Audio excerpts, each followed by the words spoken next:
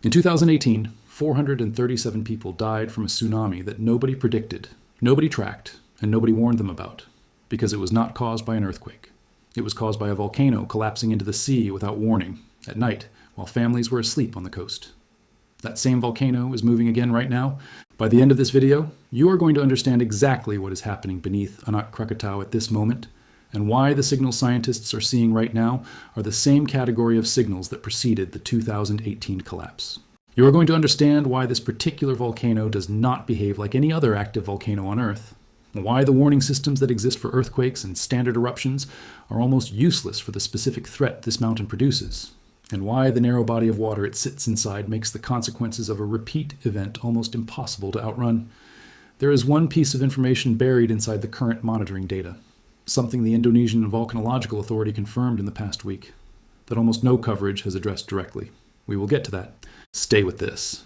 Start with what Anak Krakatau actually is, because the name is used interchangeably with Krakatoa in most headlines, and they are not the same thing. Krakatoa, the original volcano, erupted in 1883 in one of the most violent geological events in recorded human history. The eruption was heard 4,800 kilometers away in Australia. The pressure wave from the explosion circled the Earth 7 times. The ash cloud blocked enough sunlight to drop global temperatures for the following year.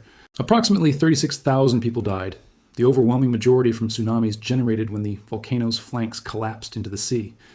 The eruption was so total that it essentially destroyed the original island. What remained was a flooded caldera, a submerged volcanic crater roughly 6 kilometers across, sitting in the Sunda Strait between Java and Sumatra. Then, 44 years later, in 1927, a new volcanic cone began pushing itself up through the center of that flooded caldera. They named it Anak Krakatau, the child of Krakatoa. It has been growing ever since, not steadily, not gently, but in cycles of eruption and collapse and re-eruption that have made it one of the most closely watched and least predictable volcanic systems on Earth. Here is why that matters for what is happening right now. Anak Krakatau is not stable. It is a young, rapidly growing volcanic cone built on the foundations of a catastrophically collapsed predecessor. Its internal structure is not consolidated the way an older volcano's is. The flanks are steep, the material is loose, and the ocean surrounds it on all sides with no geographic buffer. That combination, steep, unstable flanks over open water, is precisely the condition that produced the 2018 disaster. And there is something specific about what the monitoring data is showing right now that scientists have been watching very carefully. Stay past the 4-minute mark, because what the seismographs are recording beneath the crater right now is the detail that changes the interpretation of everything else. The current alert is level 2, in Indonesia's volcanic monitoring system that is called waspada, which translates directly as be on guard. Level 2 is not a routine status. It means elevated unrest with the potential for hazardous activity, and it comes with mandatory exclusion zones, in this case, a 2-kilometer radius around the crater enforced as of this week. What triggered Level 2 is a cluster of signals arriving simultaneously. Not a single anomaly, but several converging at once. First, a gray ash plume rising approximately 100 meters from the crater, detected in late June 2026.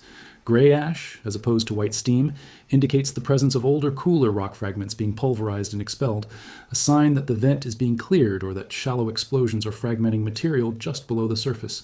Second, elevated sulfur dioxide emissions. Sulfur dioxide rises from magma. When it spikes at the surface, it means magma is close enough to the surface that its dissolved gases are escaping through the rock. That is not conclusive evidence of imminent eruption, but it is one of the most reliable early indicators that the system is pressurizing. Third, thermal anomalies in the crater. Measurable heat signatures detected from satellite data, indicating elevated temperatures in areas that were cooler in previous monitoring cycles. Fourth, and this is the one that closed the loop for volcanologists reviewing the current dataset, a sharp increase in shallow earthquakes, including what seismologists classify as hybrid events and low-frequency tremor. This distinction matters. Tectonic earthquakes are caused by fault movement, rock breaking against rock. Hybrid and low-frequency earthquakes at a volcano are caused by fluid movement, magma, hydrothermal fluids, gas under pressure moving through cracks in the rock. Shallow hybrid earthquakes directly beneath a volcanic crater are not routine background noise. They are the seismic signature of something moving upward. Here's what that means in the context of the 2018 disaster, and why the specific geometry of Anak Krakatau amplifies the risk in a way that almost no other volcano on Earth replicates. The 2018 tsunami was not caused by an eruption in the traditional sense. There was no Krakatoa scale explosion. There was no pyroclastic flow, no massive ash cloud detected in the hours before impact. What happened was a flank collapse. A section of Anak Krakatau's southwestern flank, an estimated 220 million cubic meters of material, slid into the Sunda Strait in a matter of minutes. When that much material enters the ocean that rapidly, it displaces water faster than the ocean can absorb it.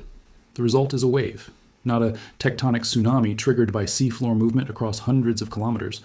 A local, immediate localized surge radiating outward from the point of impact. The wave reached the coastlines of Banten in Java and Lampung in Sumatra within minutes. The time between the flank collapse and the first wave impact on populated coastline was not hours. It was not long enough to register on the standard tsunami warning systems that monitor for seafloor earthquakes. Because there was no seafloor earthquake. There was a landslide. This is the architecture of the specific threat. The Sunda Strait is narrow, the coastlines are close. The Indonesian tsunami warning network is calibrated primarily for earthquake-generated tsunamis, which provide measurable seismic precursors. A flank collapse at Anak Krakatau produces no seismic signature that distinguishes it in real time from an ordinary volcanic tremor until the material is already in the water. The 2018 event struck at night. People on the coast of Banten were attending a concert. Families were at the shore. By the time any alert could have been issued, even if a monitoring system had detected the collapse, the wave was already moving. Now, here is what the current seismic data adds to that picture. The shallow hybrid earthquakes being recorded beneath the crater right now are not randomly distributed. They are concentrated in the upper portion of the volcanic edifice, the same zone where the structural weakness responsible for the 2018 collapse was located. Scientists are not saying collapse is imminent. What they are saying, in technical language, is that the current pattern warrants elevated monitoring, and that certain escalation signals, which we will cover in 60 seconds, would indicate a significant increase in that risk. The escalation signals that Indonesian volcanologists at the Center for Volcanology and Geological Hazard Mitigation are watching for fall into 4 categories. First, a growing ash column. Not a 100-meter plume, but a sustained or rapidly increasing column that indicates the vent is fully open and the system is expelling material at volume. That would suggest the pressurization detected in the sulfur dioxide data has reached a critical threshold. Second, intensifying tremor.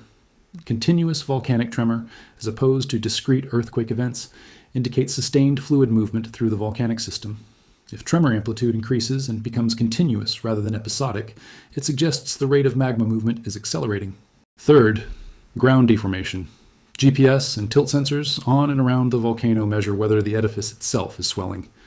Inflation, the ground physically moving outward or upward, means magma is accumulating in a shallow reservoir.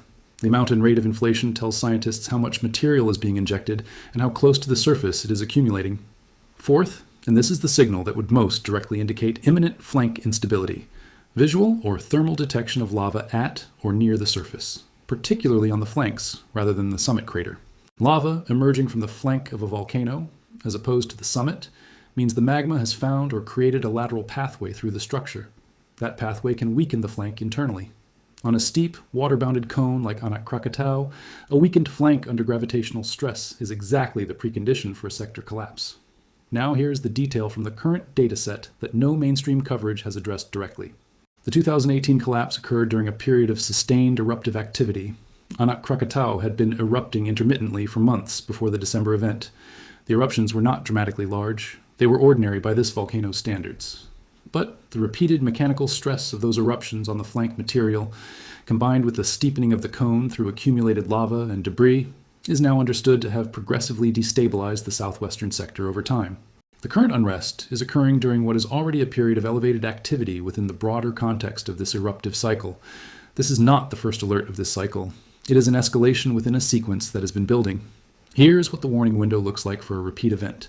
The Indonesian tsunami early warning system has been upgraded since 2018. Specific buoys and seafloor pressure sensors have been added in the Sunda Strait to detect non-seismic wave generation. The network is better than it was, but the physics of the Sunda Strait does not change because the warning network improved. The strait at its narrowest point between the Java and Sumatra coastlines, most exposed to Anak Krakatau, is approximately 50 kilometers across. A collapse-generated tsunami traveling at open water speeds could close that distance in under 20 minutes.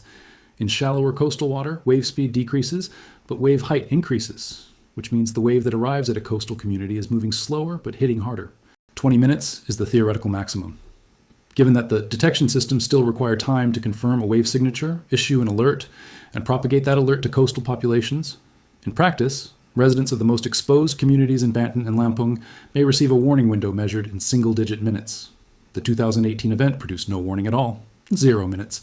The current monitoring upgrade represents genuine progress. What it does not represent is a solution to the fundamental geometry problem, a steep, unstable volcanic cone sitting in a narrow body of water with populated coastlines on both sides. Here's what that means for right now, for the current level 2 alert, for the ash plume and the hybrid earthquakes and the sulfur dioxide spikes that triggered this escalation. The situation is being monitored. The 2-kilometer exclusion zone is enforced. Scientists are watching every seismic channel, every GPS sensor, every satellite thermal image coming off that crater. What they are watching for, and what would change the level 2 to a level 3, is acceleration. Any of the 4 escalation signals appearing, especially in combination, would indicate the system is moving toward a critical state faster than the baseline monitoring assumed. The child of Krakatoa is not the same as its parent. The 1883 eruption was announced by weeks of seismic activity, by a growing eruptive sequence, by signals visible and audible across the region. The 2018 disaster was not. It arrived without an earthquake, without a large eruption, without a warning that reached the people on the coast in time to matter. What is active at Anak Krakatau right now is not an eruption. It is the precondition set, shallow seismic activity, rising gas, thermal anomalies, a crater clearing itself, that scientists associate with a system that is pressurizing from below. Whether that pressurization produces a routine eruption, a significant escalation, or nothing at all, this cycle is genuinely unknown. The physics will resolve, the instruments will measure, the alert status will update.